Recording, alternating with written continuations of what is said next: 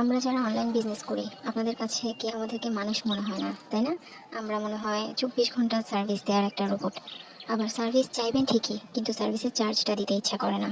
কিছুদিন আগে আমাকে একজন নক দেন, ওনার একটা 2 পাউন্ড কেক লাগবে বাটারফ্লাই শেপ, ওনার চকলেট ফ্লেভার লাগবে, ওনার ভিতরে চকলেট ক্রিমও লাগবে, কিন্তু ওনার বাজেটটা শর্ট ছিল। তো বাজেট শর্ট থাকতেই পারে, এটা নিয়ে তো আমি কিছু বলতে পারবো না। যার পোষাবে নিবে, না হলে নিবে না। ওনার বাজেট শর্ট দেখে আমি আমার রেগুলার প্রাইস থেকে 150 টাকা কম রেখেছিলাম।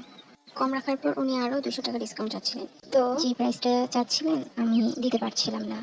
তো আমি বললাম যে নিতে পারলে জানাবেন আমাকে, কখন লাগবে উনি আমাকে বলেন নাই। 2 দিন পর রাত 1:30 বাজে, আপনি চিন্তা করেন, রাত 1:30 বাজে উনি আমাকে ডিরেক্ট মোবাইলে কল দিয়েছেন। কল দেওয়ার পর উনি বললেন যে ওনার আগামীকাল রাত 12টার দিকে কেকটা দরকার, আমি কি দিতে পারবো কিনা। আমি বললাম যে আচ্ছা ঠিক আছে, দিতে পারবো।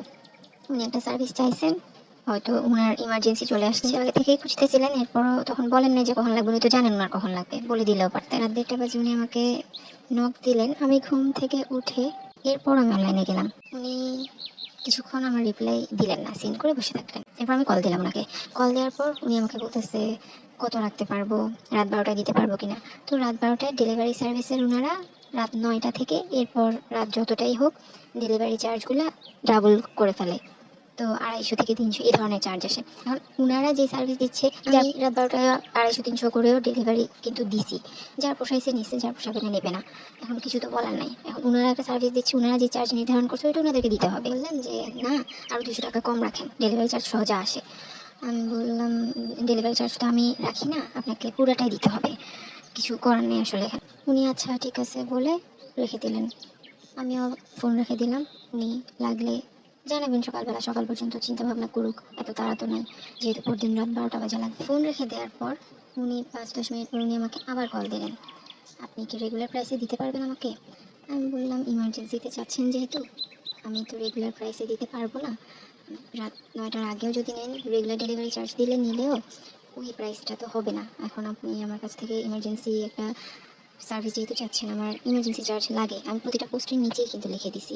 আপনারা পড়তে যদি অলসতা করেন, আমার তো কিছু করার নেই, আমি তো পোস্টের নিচে লিখে দিছি যেন আপনারা জানেন যে কিসের ক্ষেত্রে কিসের চার্জ অ্যাড হয়। ডিজাইনের ক্ষেত্রে ডিজাইনের চার্জ, ইমার্জেন্সির ক্ষেত্রে আর্জেন্ট চার্জ। না, আগের প্রাইসে যদি দিতে পারেন তাহলে নিব। আচ্ছা ঠিক আছে। রাত 1:30 বাজে ফোন করেও যদি আপনার ইমার্জেন্সি অর্ডারের ক্ষেত্রেও যদি আপনার বার্গেনিং করার ইচ্ছা হয়, আমার আসলে কিছু করার নেই। পরদিন উনি শুধুমাত্র 100 টাকার জন্য অর্ডারটা আর করেন। যাদের 100 টাকা নিয়েও একটা ইমার্জেন্সি চার্জ দিতে সমস্যা হয়, কষ্ট হয়, তারা কেন রাত 1:30 বাজে কারোর কাছ থেকে সার্ভিস নিতে আসেন, আমি আসলে এটা বুঝলাম না ব্যাপারটা। থাকুক উনি ওনার 100 টাকা নিয়েই থাকুক, আমার কিছু করার ছিল না আসলে। নিতে নিলে তো আমি রিজনেবলি রাখার চেষ্টা করেছিলাম, ডেলিভারি চার্জ সহ 50 টাকা আরও কম রাখছিলাম। তো যাই হোক, অনেক রকমের কাস্টমারই দেখছি আমরা, অনেক রকমের মানুষের সাথে পরিচিত হইলাম এই বিজনেসে এসে। কথা বলতে বলতে আমার সুন্দর এই কেকটার কাজও কমপ্লিট হয়ে গেল। এটা নিয়েছিলেন আমার রিপিট একজন ক্লায়েন্ট।